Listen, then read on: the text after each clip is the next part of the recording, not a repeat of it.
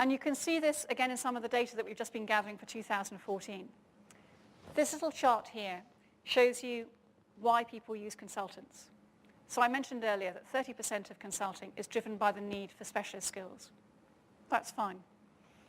A further 30% is about needing extra pairs of hands, either because the organisation simply cannot cope with what it's doing, or because it's got a great big new project and doesn't have the people for that. The remaining 40% is broken down into needing help in kind of running big projects and being accountable for big projects, in looking at regulation, and in something that you could describe as a management audit, helping people decide and take the right decision.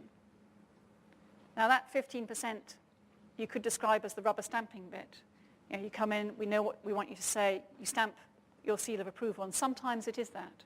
Sometimes it's genuine research. We need to close a factory. We don't know which factory to close. Help us decide. It's about the difficult decisions.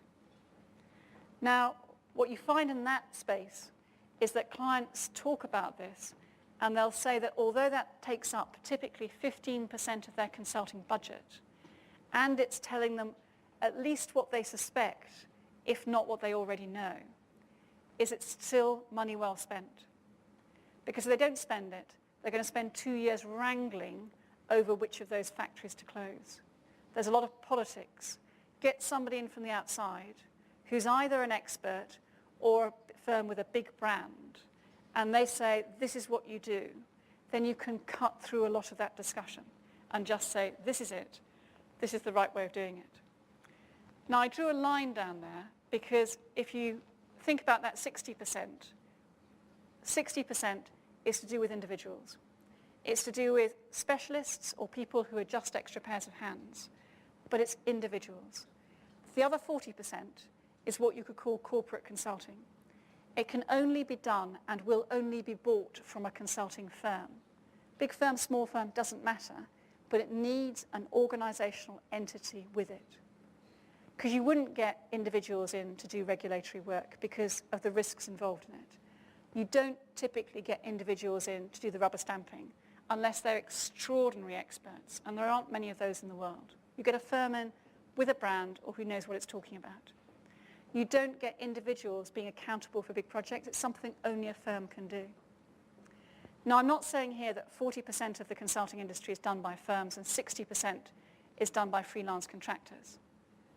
Because a lot of that 60% is still done by consulting firms, but it's being bought as individuals. So a client is going to a big firm or a small firm and saying, give us one person. Give us somebody who's an expert. Effectively, it's saying that 60% of consulting is actually body shopping. Body shopping for high-class people, but body shopping nonetheless. 40% is genuine corporate consulting, which only a consulting firm can deliver. Now, that doesn't matter, because body shopping is just as important from a client point of view and just as valuable. Consultants have always brought three things with them. If you go back 100 years to the birth of consulting, it was always about specialist skills, external viewpoint, kind of independence, and flexibility. When my boiler broke 2 weeks ago, I didn't go out and learn to become a plumber. I brought a plumber into the house, and I sent him away again when he'd fixed it. That's what you do. You want that kind of flexibility. We can't all be plumbers. We can't all be real estate agents or bankers or brain surgeons. We use experts for short periods of time. And consulting has always played a role in creating flexibility for organizations, and often in markets where the kind of rigid labor structures makes that hard to happen. However, if we look at what's happening at the moment, this compares organizations who said that their use of these would grow. Now, there's 25% of organizations say their use of consultants for that individual bit, that 60%, will grow in the next year or so, versus 12% who say that their use of corporate consulting will grow. So if I go back to my little donut on the left-hand side, the 60% is going to grow roughly twice as fast as the 40%. And I think that raises some interesting questions about what the firm is and what the firm does. Because clients are saying, we want to buy individuals, the firm has to have an incredibly strong case for why it's worth buying anything from a firm that's in the individual space. Why don't clients just go straight for freelance consultants? What is the value the firm brings? And this is a really big theme that we're hearing emerging in all the conversations we have with consulting firms this year.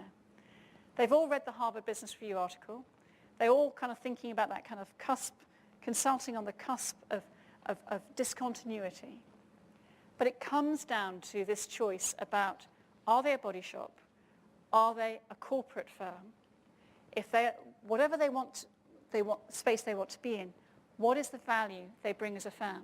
Because of course they charge more than an individual consultant would do. So some of the value might be about brand. Some of it might be about the scale and global coverage. So only a firm can give you an office in a different country. Only a firm's got the repute of a brand that goes with it, whether you're a small sector or functional specialist or a large firm. There's something in here about the quality of people. Firms take a lot of trouble to recruit the right kind of people. So if they've recruited people, it comes with some kind of standard or some kind of badge of approval to it. But there's also, I think, something very powerful around intellectual capital and flexibility. Finding the right people and putting them there, and acting like some kind of giant library for clients where they can come to you and say, what are the new ideas? What is the thought leadership? All of this adds up to value, and value that can be charged back to a client. But perhaps as an industry, we need to think about what needs to be articulated there.